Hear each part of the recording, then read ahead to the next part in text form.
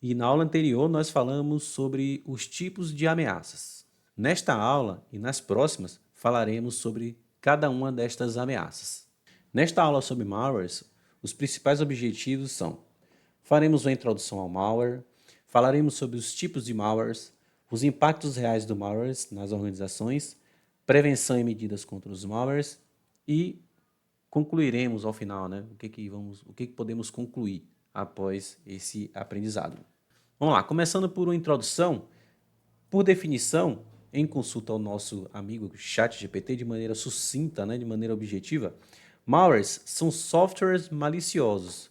É só você ver aqui, ó, softwares, malwares. Então, são softwares maliciosos projetados para danificar, interromper ou obter acesso não autorizado a sistemas de computador. E aí, nesse pacote, a gente pode incluir aqui, né? Dentro dos malwares, nós temos os vírus, os worms, que são vermes mesmo, né? Em tradução livre. Os trojans, os conhecidos, os famigerados, né? Cavalos de Troia. Os ransomware, perigosíssimo. E spyware, que são os espiões. Entre outros tipos. E quais são as características que podemos incluir nesse tipo de ameaça? Bom, roubos de dados, interrupção de sistemas, espionagem, enfim. São entre outros. E quais são os tipos de malwares, né, os softwares maliciosos mais comuns e como eles se propagam, como é que eles trabalham? Então, eu separei aqui basicamente três tipos de malwares.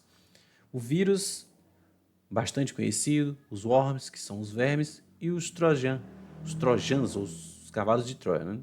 Então, começando aqui pelos vírus, né? Como é que eles se propagam? Similar ao que acontece no nosso dia a dia, quando somos infectados, por exemplo, por um resfriado. O vírus pode se propagar através de um simples contato físico. Trazendo para o digital, você pode infectar o seu parque computacional, o seu computador, a estação de seu trabalho, usando um pendrive que foi utilizado em uma máquina que foi infectada. E a partir dali você começa a propagar esse vírus em toda a sua rede. Então, bastante cuidado com os materiais com que você baixa na internet, por exemplo, os links que você clica quando recebe por e-mail. Esses cuidados a gente precisa ter muita atenção quanto a isso. Então, os vírus de computador, né, esse tipo de ameaça, esse tipo de malware, ele foi projetado para se propagar sem o consentimento do usuário, né? E a partir disso, ele causar sérios danos e prejuízos, como já mencionados anteriormente.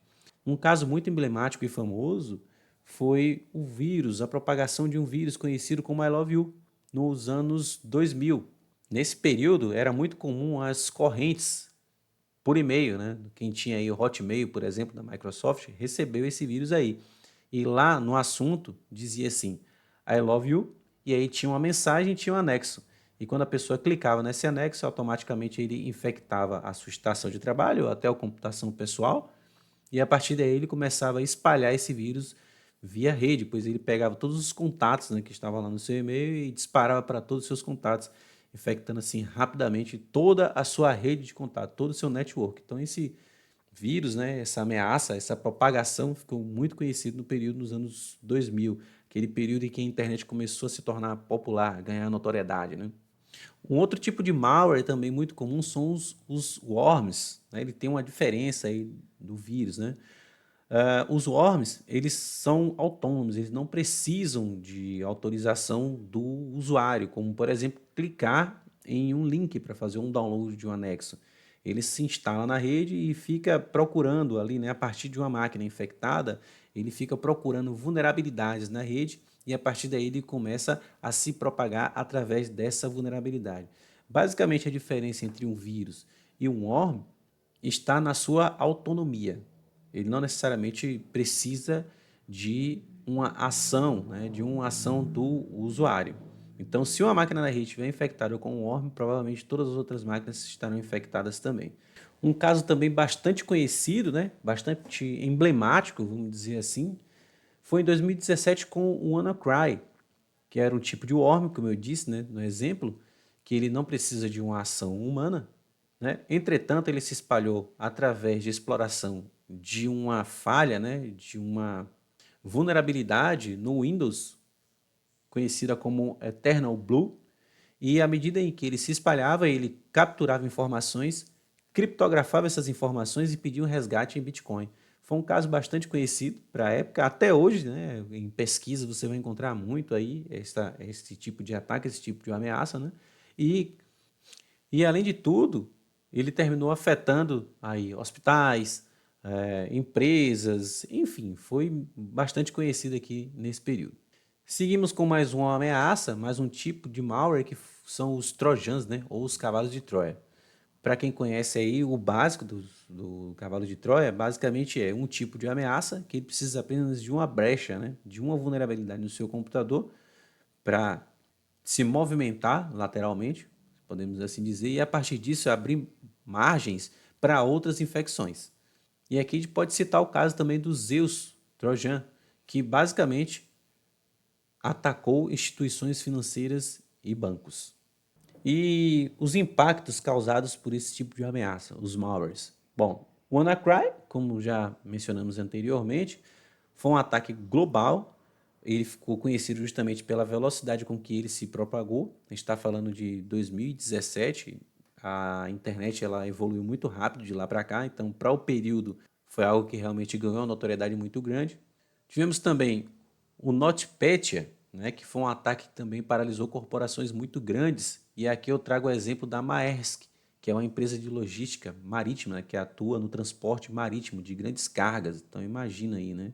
São transportes de grande volume, ter os seus serviços interrompidos por conta de um ataque, né, de malwares. E o próprio Zeus Trojan, que afetou aí os sistemas financeiros e sistemas bancários. Eles roubavam informações, né? Então imagina aí ter essas informações aí de posse de um ataque de vírus como esse e você ter que pagar resgate para ter as suas informações devolvidas, né? É o sequestro de informação. As consequências disso são bem nítidas, né? Que são as consequências financeiras, que são perdas milionárias, né? Com a própria Maersk, como eu mencionei anteriormente.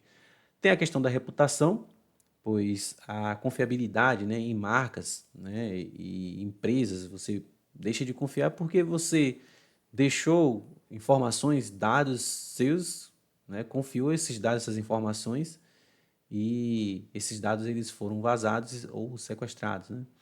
E também a questão operacional, que é a interrupção de serviços, né? Já mencionei isso aqui anteriormente, a gente pode trazer novamente a questão da Maersk, como também os serviços hospitalares. Então não é somente uma simples infecção com o computador com vírus. Existe por aí todo um trabalho, né, para poder remediar essas situações e restabelecer todos os serviços, enfim, tudo aquilo que já falamos aqui até o momento. E quais são as medidas, né, para prevenir, para nos prevenirmos, né, ou prevenir as organizações contra ataques de malwares, né? Então são boas práticas, não existe uma solução efetiva. Então o que podemos fazer? Bom, primeiro ponto, ter um bom antivírus e manter esse antivírus sempre atualizado. A gente tem aí os EDRs, né, os endpoints, enfim, existem várias soluções no mercado. Backup regular de dados, né, para um restabelecimento de serviço interrompido. A gente sempre fala, vou estar sempre falando sobre essa questão de backups aqui, ou de backups. E principalmente, o que eu digo aqui, né, que eu atribuo aqui, é a parte mais complexa de todas, que é a educação dos usuários sobre phishing, né, e sobre os malwares, né? A partir do momento em que um usuário na rede, por uma ação, né, impensada, clica em um link malicioso que contém essas ameaças, né, escondidas. E isso pode terminar infectando toda a rede. Um simples clicar em um link desse pode causar prejuízos de milhões. Então são medidas simples, porém eficazes, né, para que possam aí afastar a superfície, né, reduzir a superfície de ataque dessas ameaças. E também eu menciono aqui a questão da importância da segurança em camadas, né? Como estruturar a rede, a sua infraestrutura de rede, adotando ferramentas como o próprio Firewalls, a gente tem o Palo Alto Networks, a gente tem o PFSense, OpenSense, diversas soluções. Também controle de acesso, além de outras medidas, né? Como autenticação de multifator, tokens, enfim, falaremos mais sobre esses assuntos em módulos posteriores. Bom, o que vimos aqui? Definição e tipos de malwares, exemplos e impactos, importância da prevenção em organizações. E aqui eu vou deixar uma pergunta, né, para a reflexão. Considerando o impacto de malwares como o ransomware e o WannaCry, qual vocês acham que é o maior risco? O tempo de inatividade causado pelo ataque ou a perda de dados confidenciais? Caso queira interagir, pode deixar nos comentários aí logo abaixo. Espero que tenham gostado dessa aula e até a próxima.